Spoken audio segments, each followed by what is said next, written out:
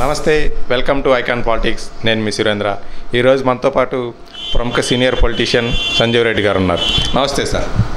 నమస్తే అండి. ఈరోజు కూటమి ప్రభుత్వం ఏర్పడి దాదాపు 8 నెలలు అయిపోయింది సార్. ఎలా ఉంది కూటమి ప్రభుత్వం పరిపాలన 8 నెలలు? అంటే సీఎం, డీసీఎం పదవులకై మొన్న మధ్య దాకా రచ్చ జరిగింది. ఇప్పుడేమో క్యాబినెట్ మీటింగ్కి పవన్ కళ్యాణ్ గారు అటెండ్ అవ్వలేదు, ఫోన్ చేసినా తీయలేదనే కామెంట్స్ ఏమి పడుతుంది. అంటే ఒక స్టెప్ ముందుకేసి కూటమిపై ఎక్కువ కాలం నిలబడదని కూడా అన్నారు. నమస్కారం అండి. నమస్తే సార్. ప్రభుత్వం వచ్చి 8 నెలలు అయింది. 8 నెలల క్రితం జరిగిన ఎన్నికల్లో అపారమైనటువంటి గొప్ప విజయాన్ని రాష్ట్ర ప్రజలు వీళ్ళకి అందించారు. దానికి ముఖ్య కారణం జగన్మోహన్ రెడ్డి. జగన్మోహన్ రెడ్డి నిలువెత్తు ఫోటో చంద్రబాబు నాయుడు, పవన్ కళ్యాణ్ వీళ్ళందరూ కూడా పెట్టుకోవాలి ఇంట్లో రెడీగా చూసుకోవడానికి. పొద్దున్నే జగన్మోహన్ రెడ్డి గారి అస్తవ్యస్త నిరంకుశ పరిపాలన వలన వీళ్ళకి విజయం దక్కింది తప్ప వీళ్ళు కూటమి కట్టారనో వీళ్ళు వాళ్ళకంటే జగన్ కంటే మునగాళ్ళనో వీళ్ళకేం ఓటేలా. చంద్రబాబు సీనియరే కాదన్నో, తెలుగుదేశం పార్టీ కూడా మంచి కన్స్ట్రక్టివ్గా క్యాడర్ ఉన్న పార్టీ, అది కూడా నేను ఒప్పుకుంటా. పవన్ కళ్యాణ్ జన సమ్మోహన శక్తి ఉన్నటువంటి వ్యక్తి, నాయకుడే, నేను ఒప్పుకుంటా. కానీ ఆయన ఒంటరిగా పోటీ చేసినప్పుడు ఆయన కూడా గెలవాల. అయితే ఈసారి మటుకు 21 మంది నుంచున్నారు, 21 మంది కూడా గెలిచారు. అది అతను ఖచ్చితంగా మనం ఆ క్రెడిట్ అతనికి ఇవ్వాల్సిందే, దాంట్లో ఎటువంటి సందేహం లేదు. అయితే మేము మా బలంతోనే మేము గెలిచామని వాళ్ళు విర్రవీగుతున్నట్టుగా కొంచెం అర్థమవుతోంది. మనం పేపర్లో, టీవీలు చూసినప్పుడు వాళ్ళు మాట్లాడే మాటలు అహంకార ధోరణి. హోమ్ మినిస్టర్ని నువ్వు తప్పుకో, నేనుంటాను, నేనైతే తేల్చేసేవాడిని అని పవన్ కళ్యాణ్ గారు అనటం, ఆయన కాషాయ వస్త్రాలు ధరించి సనాతన ధర్మం అని చెప్పి మళ్ళీ మనువాదాన్ని తీసుకురావడానికి బీజేపీకి సంబంధించిన ఎజెండాని ఆయన భుజానేసుకుని అన్ని దేవాలయాలు తిరగటం.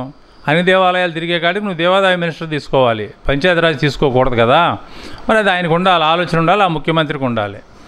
ఖచ్చితంగా మీరు అన్నారు కూటమి ప్రభుత్వం చివరిదాకా కొనసాగుతుంది అంటే ప్రభుత్వం చంద్రబాబు టెక్నికల్గా తెలివికలాడు కాబట్టి నడుపుతాడు కాబట్టి ప్రభుత్వం కొనసాగుతుంది, దాంట్లో అనుమానం లేదు. అయితే లోకల్ మట్టుకు స్టార్ట్ అయిపోయినాయి ఆల్రెడీ. ఎప్పుడైతే లోకేష్కి డిప్యూటీ సీఎం అనగానే పవన్ కళ్యాణ్ బ్యాచ్కి ఇష్టం లేకుండా పోయింది. అంటే ఆయన ఒకటేనా అని. ఆయన ఒకటి ఎప్పుడు గారు, ఆయన సీఎం కొడుకు, నువ్వు కాదు. అది గుర్తుపెట్టుకోవాలి వీళ్ళు. ముఖ్యంగా ప్రాంతీయ పార్టీలు వాళ్ళ కుటుంబ సభ్యుల చుట్టూనే పార్టీని తిప్పుతాయి తప్ప ముఖ్యమైన పదవుల్లో వేరే వాళ్ళకి ఇస్తారనేది ఆశపడితే అది కరెక్ట్ కాదు. ఇక ప్రభుత్వ పరంగా వీళ్ళకి గ్రిప్ రాలేదు. ఒక 50-60% వచ్చింది, ఒక 40% ప్రభుత్వానికి గ్రిప్ రాల. పరిస్థితులు ఏమైనా మారినాయా అంటే సీసా మారింది తప్ప సీసాలో సరుకు మారలేదు.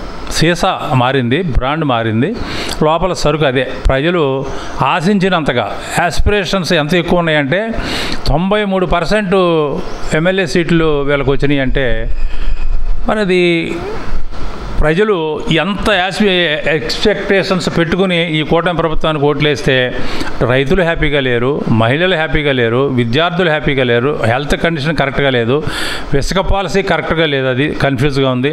మద్యం అయితే మరీ దారుణం. అసలు బెల్ట్ షాపులు ఎన్ని వేలు ఉన్నాయో ఈ రాష్ట్రంలో చెప్పడానికి వీల్లేదు. మరి వాళ్ళు గొప్పలుగా చెప్పుకుంటున్నారు. అవన్నీ గ్రౌండ్ లెవెల్లో చూసే వాళ్ళకి మాత్రమే అర్థమవుతాయి. మాదంతా సక్సెస్, అంతా బాగానే ఉందని. ఐటీ హైదరాబాద్ నేనే కట్టానని ముఖ్యమంత్రి గారు చెప్తూ ఉంటాడు మాటకు ముందు.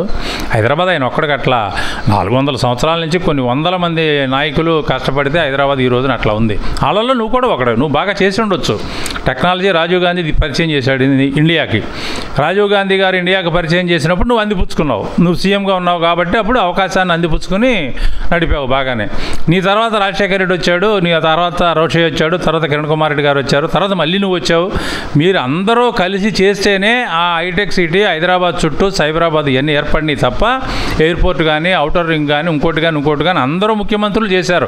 మేమే చేసామని కూడా నేను చెప్పడంలా. మీరు చేశారు, మేము చేసాం. పట్టిసేం ఉంది.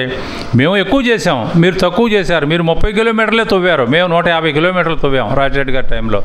ఆ 30 కిలోమీటర్లు కోర్టులకు వెళ్ళినందువల్ల రైతులు మేము తవ్వలేకపోయాం.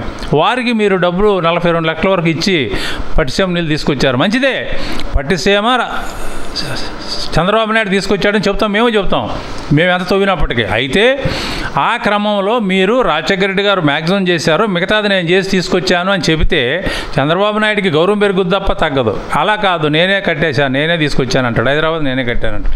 కాబట్టి ఈ యొక్క ఆత్మస్థుతి, పరనింద మాటలు తప్ప ఇంకా ఇప్పుడు జగన్మోహన్ రెడ్డి గారు ఓడిపోయి 8 నెలలు అయింది. 8 నెలలు అయినా కానీ ఇంకా ఆయన్నే పట్టుకుని జగన్మోహన్ రెడ్డినే పట్టుకుని జగన్మోహన్ రెడ్డి అట్ట చేశాడు, ఇట్ట చేశాడు, ఎంత తప్పులు చేశాడు, అంత తప్పులు చేశాడు అని చెప్తున్నావు నువ్వు. మరి ఆయన బాగోలేదనే కదా ప్రజలు ఆయన దింపేసి నిన్ను తెచ్చుకున్న తర్వాత కూడా నువ్వు ఇంకా ఆయన జపమే చేస్తే ఇంక ఉపయోగం ఉంది. 8 నెలల తర్వాత కూడా 8 నెలలకు నువ్వు 1,00,000 కోట్ల అప్పు దాదాపు చేయబోతున్నావు అని చెప్పి బయట వార్తలు వస్తున్నాయి. మరి అందరూ ఇప్పుడు మన బడ్జెట్ ఇండియా ఎకానమీ ఏంటి? అడ్వాన్స్ బేస్డ్ బడ్జెట్ అడ్వాన్స్ అంటే అప్పుతోనే బడ్జెట్లు మీరు ప్రకటిస్తున్నారు. అయినప్పుడు అప్పు అవ్వకుండా ఎలా ఉంటుంది? అవుతుంది. అయితే ఆ అప్పుకి తెచ్చినటువంటి నిధులు మీరు ఏ విధంగా ఖర్చు పెట్టారో, ప్రొడక్టివిటీలో ఖర్చు పెట్టారా, అన్ప్రొడక్టివిటీలో ఖర్చు పెట్టారా అనేది ముఖ్యం. ప్రొడక్టివిటీలో ఖర్చు పెడితే గ్రోత్ ఉంటుంది, ఆదాయం వస్తుంది. జగన్మోహన్ రెడ్డి లాగా అన్ప్రొడక్టివిటీలో ఖర్చు పెడితే ఏం గ్రోత్ ఉండదు, గోతులో పోసినట్టు. ఎంత ఇచ్చినా గోతులో పోసి, నువ్వు ఉచితంగా ప్రజలకి ఏమి ఇచ్చినా అది గోతులో పోసినట్టు. ఏం కావాలి ప్రజలకి? మంచి ఆరోగ్యం కావాలి, విద్య కావాలి, వైద్యం కావాలి, తినడానికి తిండి కావాలి, ఉండటానికి ఇల్లు కావాలి. ఈ 5 ఫ్రీగా ఇవ్వండి మీరు. మిగతా ఏం చేయమని ఎవరు అడగలేదు మిమ్మల్ని. మీరే ఓట్ల కోసం ముందు ఉచితాలు ప్రకటించి గొల్ల చేసి గవర్నమెంట్ని అప్రూవల్ చేస్తుంది మీరు. కేంద్ర ప్రభుత్వం ఏమైనా తక్కువ తిందా ఏ విషయంలో? మోడీ గారు 75 సంవత్సరాల స్వాతంత్రంలో 65 సంవత్సరాలు కాంగ్రెస్ ప్రభుత్వాలు, 55 ఏళ్ళు మిశ్రమ ప్రభుత్వాలు 10 సంవత్సరాలు, 65 సంవత్సరాల పాటు 50 లక్షల కోట్ల అప్పు మాత్రమే చేశారు వాళ్ళు, 10-15 మంది ప్రధానమంత్రులు. మరి ఇది గ్రేట్ మోడీ గారు వచ్చిన తర్వాత ఆ అప్పు ఎంతో తెలుసా? 150 లక్షల కోట్లు. వాళ్ళేమో 50 లక్షల కోట్ల అప్పులతో భారతదేశాన్ని నిర్మించారు. వాజ్పేయి గారితో సహా, చరణ్ సింగ్తో సహా, మన విపి సింగ్తో సహా, చంద్రశేఖర్తో సహా ఎంతో కొంత వాళ్ళు ప్రొడక్టివిటీ వైపు నడిపారు, దేశాన్ని ముందుకు నడిపారు. కొన్ని ఇన్స్టిట్యూషన్స్ వాళ్ళు పెట్టారు, ప్రాజెక్టులు కట్టారు. ఈయన వచ్చిన తర్వాత ఒక్క ప్రాజెక్ట్ కట్టలేదు, ఒక్క పరిశ్రమ పెట్టలేదు. ఎక్కడ ఏది నువ్వు చేసావంటే చూపించుకోవడానికి ఏమీ లేదు. సర్దార్ వల్లభాయ్ పటేల్ విగ్రహం ఉండి రామాలయం తప్ప వీళ్ళు చేసింది ఏమీ లేదు ఈ 10 సంవత్సరాల్లో. మళ్ళా కృష్ణుడు, రాముడు, భీముడు, మళ్ళీ కృష్ణుడు ఆ కృష్ణాలయం కట్టాలని చెప్పి మళ్ళా మోడీ గారు మాట్లాడుతున్నాడు. రాముడి పేరు చెప్పి వాళ్ళు 50 ఏళ్ళు బతికారు, మళ్ళా కృష్ణుడి పేరు చెప్పి కొన్ని సంవత్సరాలు బతకాలని చెప్పి మోడీ గారు ప్రయత్నిస్తున్నారు. అంటే యాతవాత వీళ్ళు చేసేది ఏంటంటే కులాన్నో, మతాన్నో, ప్రాంతాన్నో రెచ్చగొట్టి ఆ మంటలో బొగ్గుల్లో ఏరుకుని చేతులు కాల్చుకోవాలనుకుని చూస్తున్నారు తప్ప దేశాన్ని ముందుకు తీసుకెళ్ళాలి, ప్రపంచ పటంలో నిలబెట్టాలనేటువంటి ఆలోచన చేయాలి.